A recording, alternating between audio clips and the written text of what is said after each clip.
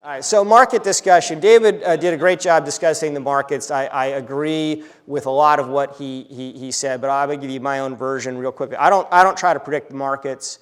It's a dumb business to be in. I don't try to do it.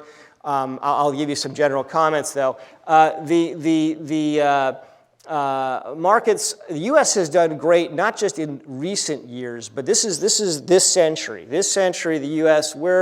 It's over. They've got the reserve. It's garbage time in basketball talk. We're just killing Europe and Japan. But valuations overseas are pretty darn compelling. They're starting to get their game on a little bit. I think they can close this gap a bit.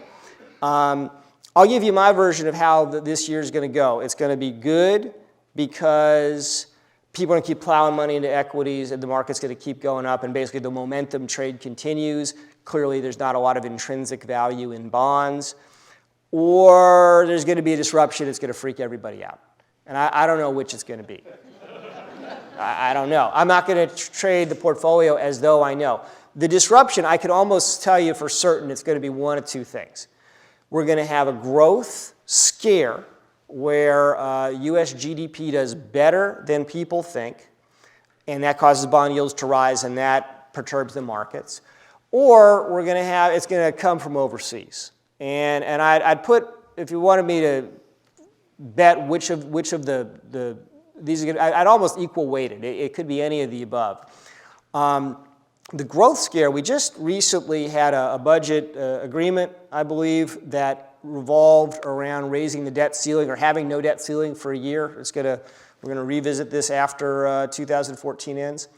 That was the last trade out of the station for extending unemployment benefits. The unemployment benefits were 99 weeks, and that was like an emergency thing with the Great Recession, and now they're back to, I think it's 54 weeks is what you're allowed to be on the unemployment benefits for. This happened once before. This happened in 1996. Clinton got boxed into a corner just going into the 96 election.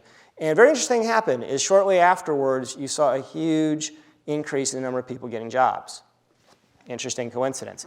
So this year, the numbers are going to be all screwed up. First of all, because we were talking about extending benefits for 2 months, and now that's not going to happen. Secondly, it's Siberia in the eastern part of the U.S. for the first 2 months of the year.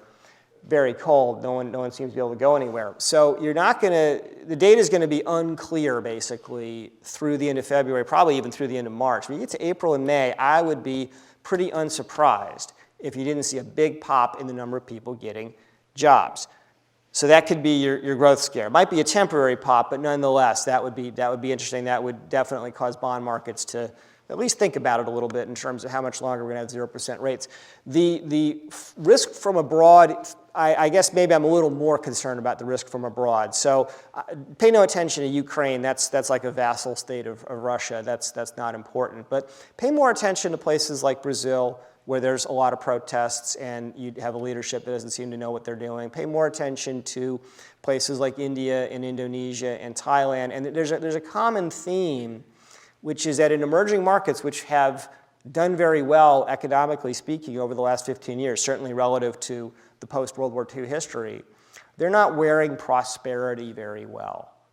Their prosperity in emerging markets speak means people have more money. People have more money, they buy more stuff. People buy more stuff, they import more stuff. When they import more stuff, that means your current account, your trade deficit goes the wrong way, and then investors get nervous, and then the currency gets squirrely, and then, well, all kinds of bad things tend to happen. But in Europe and Japan, we have a very big developed markets focus is what I'm trying to get to at my firm, both in terms of our international strategy, and if I dabble in anything internationally in the aggressive value fund, it's going to probably be in developed markets, at least for the foreseeable future. What we see is Europe coming out of recession and looking like a pretty good house on the block right now. And Japan is well, they're trying to get out of a 25-year deflation and economic debt spiral. I'm optimistic they're actually going to pull it off, but it's certainly going to be a challenging process. I was just over there in November, and they got a long ways to go.